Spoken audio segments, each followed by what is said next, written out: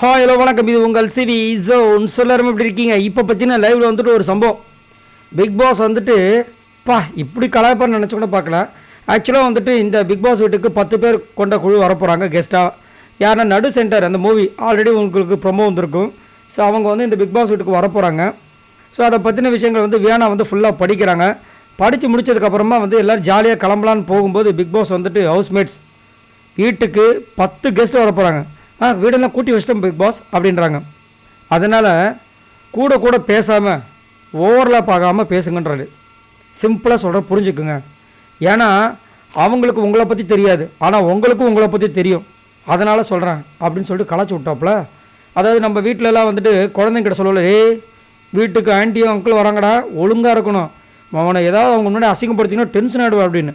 அந்த மாதிரி கிளிப்புள்ளைக்கு சொல்கிற மாதிரி குழந்தைங்களுக்கு சொல்கிற மாதிரி சொல்கிறார். இதில் வேறு வந்து கெமி பாஸ் பேஸ்கெட் பால் எடுத்துகிட்டு வருவாங்களான்னு கலையலாம்ட்டார். இது தேவையா? இது தேவையான்னு கேட்டேன். அவரே டென்ஷனில் பீதியில் இருக்கார். வரவங்க முன்னாடி அசிங்கப்படுத்தாமல் இருந்தால் சரி அப்படின்ட்டு. ஏன்னா இதுக்கு முன்னாடி அந்த மாதிரி எக்கச்சக்கமாக பண்ணியிருக்காங்க. அதனால ஒரு பயம் அவங்களுக்கு.